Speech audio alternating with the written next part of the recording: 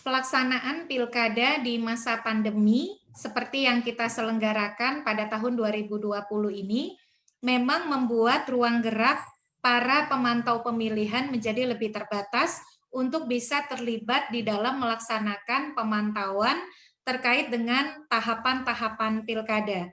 Sebut saja misalnya pelaksanaan kampanye, di mana ada pembatasan peserta, lalu orang yang terlibat, serta dorongan untuk melakukan kampanye secara daring atau melalui media sosial, itu tentu memerlukan penyesuaian oleh para pemantau pemilihan.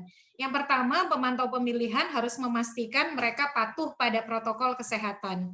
Dan untuk patuh pada protokol kesehatan ini tentu memerlukan biaya tambahan, karena harus ada ketersediaan misalnya alat-alat yang menopang kesehatan mereka, masker, hand sanitizer, bahkan sampai pada sarung tangan, dan jika diperlukan secara maksimal dilakukan uji usap atau tes swab sehingga betul-betul mereka aman pasca mereka berinteraksi dengan orang lain. Yang kedua adalah penggunaan teknologi informasi media daring atau media sosial membuat teman-teman pemantau juga harus memiliki sarana prasarana dan ditopang oleh jaringan koneksi yang baik. Dan tentu ini memerlukan juga biaya tambahan.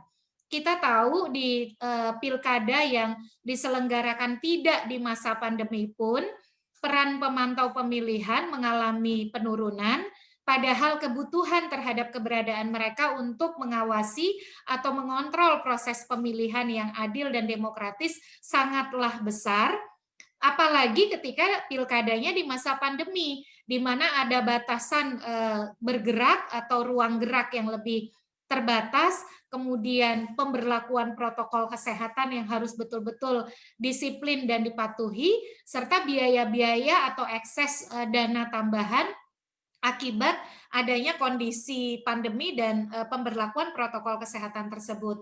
Oleh karena itu memang untuk mengatasi situasi ini saya kira transparansi, keterbukaan, dan juga penerimaan penyelenggara pemilihan KPU, Bawaslu, juga peserta pemilihan, pasangan calon dan tim kampanye pada keberadaan inisiatif masyarakat untuk terlibat di dalam pemantauan dan pengawasan pilkada menjadi sangat diperlukan. Bagaimana KPU di tengah dorongan dilakukannya penggunaan teknologi digital dan virtual serta media sosial itu bisa menyediakan data-data di setiap portal dan juga akun media sosial mereka sehingga data-data pilkada itu bisa diakses oleh pemantau dan dilakukan kajian sebagai basis untuk menilai proses yang terselenggara di Pilkada 2020. Selain itu saya kira juga keberadaan pemantau menjadi penting sehingga keterlibatan mereka harus dibuka ruang. Misalnya dalam pelaksanaan debat, lalu kemudian juga pelaksanaan kampanye, hari pemungutan suara maupun proses rekap. Kalau memang tidak bisa dilakukan secara tatap muka, bagaimana fasilitasi virtual itu juga bisa diakses oleh pemantau pemilihan.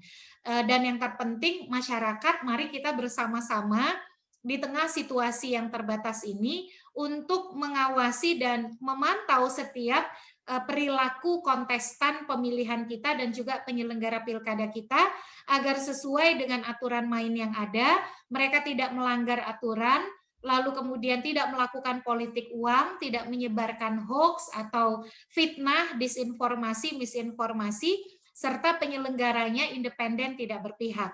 Mari kita optimalkan media sosial dan media digital mengecek bagaimana aktivitas para kandidat dan penyelenggara pemilihan kita sehingga meskipun kita banyak keterbatasan, kita tetap bisa terlibat di dalam mengawasi proses Pilkada 2020.